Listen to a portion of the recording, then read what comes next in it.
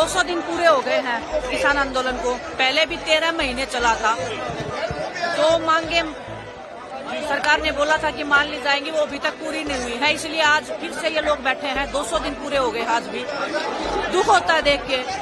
सभी देश के नागरिक हैं और किसान ही है जो देश को चलाता है ना। इनके बिना तो कुछ भी नहीं है। हम खिलाड़ी भी नहीं है। अगर ये हमें खाना ना दे तो हम भी नहीं कम्पीट कर पाते हैं। तो बस लाचारी महसूस होती है कई बार कि हम कुछ कर नहीं पाते हैं। हम देश को रिप्रेजेंट करते इतने बड़े बड़े लेवल पे, लेकिन अपने परिवार को दुखी देख के हम कुछ कर नहीं पाते हैं। तो बस सरकार से यही निवेदन है कि सुनना चाहिए। जैसे आपने पिछली बार अपनी गलती मानी थी, आपने माना था कि कुछ गलत हुआ है, उसके बाद आपने जो वादे किए थे वो पूरे करने चाहिए। और ऐसे मतलब हमारा देश ऐसे उन्नति नहीं करेगा। अगर हमारे अपने लोग ऐसे सड़कों पे बैठे रहेंगे तो देश को भी नुकसान होता है इस चीज से। विनेश, आपको लगता है कि 200 दिन जैसे पूरे हो गए, लगातार किसान मांग कर रहे हैं अपनी मांगों की बात करवाने के लिए, अभी तक इनकी मांगों को सुना भी नहीं गया, गौर भी नहीं किया? वही बहुत दुख की बात है। वही बहुत दुख की बात है कि 200 दिन हो गए हैं, अभी भी बैठे हैं। लेकिन हौसला देख के मुझे ऐसे लग रहा है कि हौसला जू का तो है ना।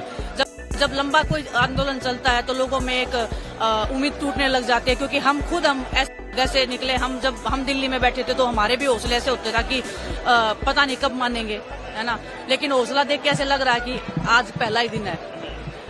हमारे परिवार को लड़ना आ गया है। शायद उनको पता लग गया है कि अगर उनको अपना हक चाहिए तो मेरे ख्याल से उनको सड़क पे आना पड़ेगा, उनको लड़ना पड़ेगा। और इन्हीं से देख के हमें भी मतलब बहुत हौसला मिला था कि हमें लड़ना सिखाया था, अपने हकों के लिए लड़ना सिखाया था, सच्चाई के लिए बोलना सिखाया था। तो बस मैं शुक्रगुजार हूँ परमात्मा की कि ऐसे परिवार में जन्म दिया उन्होंने, ऐसा मौका दिया मुझे कि इस परिवार को मैं जानूं, इस परिवार के दुख में सुख में हिस्सेदारी बनी रही मेरी। तो बस वही है कि सर मुझे नहीं पता पॉलिटिक्स का।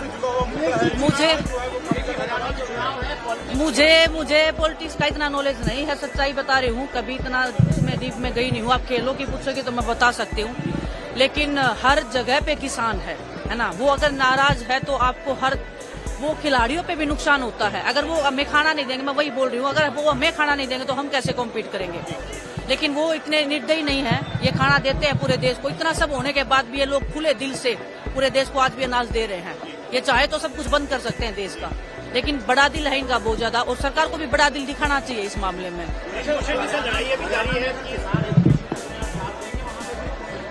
क्यों नहीं देंगे?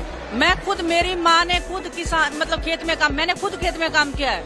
मैं ओलंपिक में बाद में गई हूँ, पहले मैंने खेतों में ही काम किया है ना। तो दुख होता है यही देख के कि क्योंकि लोग ऐसे, कोई भी अपना घर परिवार छोड़ के नहीं बैठता है। हम भी जब दिल्ली में बैठे थे तो मजबूरी में ही बैठे थे। हर कोई मजबूरी में बैठता है ना। इनके पास खेत है, अपने काम कर सकते हैं। ये देश की उन्नति में बहुत बड़ी भागीदारी हमारे किसानों की है। और वो अगर सड़क पे बैठते हैं तो देश को भी नुकसान होता है इस चीज का। सर ये मैं इस चीज के ऊपर बात नहीं करी ना अभी पॉलिटिक्स पे। मैं अपने परिवार के बीच में आई हूँ। आप लोग अगर इस चीज को घुमाओगे तो इनका जो लड़ाई है, इनका जो संघर्ष है, उसको आप बेकार कर दोगे, है ना। मेरे पे फोकस नहीं है आज मेरे पे फोकस नहीं है आज मेरे पे फोकस नहीं है। आज हमारे इस किसान कौम के ऊपर फोकस होना चाहिए आपका। ये मेरी रिक्वेस्ट रहेगी आपसे बस।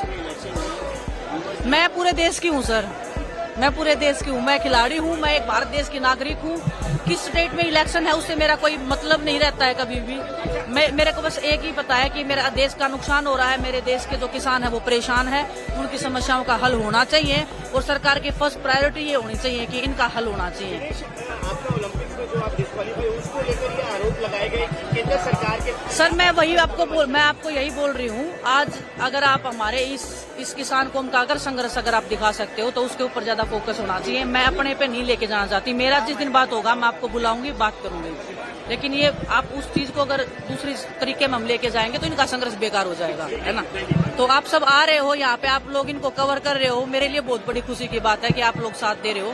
प्लीज इनके हक के लिए बोलते रहना, क्योंकि आपको भी पता है, आप लोग भी कहीं ना कहीं ऐसे परिवार से आते हैं। तो आप सच के साथ खड़े रहिए और संघर्ष बेकार नहीं जाएगा, इतना मुझे विश्वास है, इतना मैं बोल सकती हूँ। अगर आप ये वीडियो YouTube पर देख रहे हैं तो हमारे चैनल को सब्सक्राइब करें और बेल आइकन को दबाना ना भूलें। अगर आप Facebook पर ये वीडियो देख रहे हैं तो हमारे पेज को लाइक करें।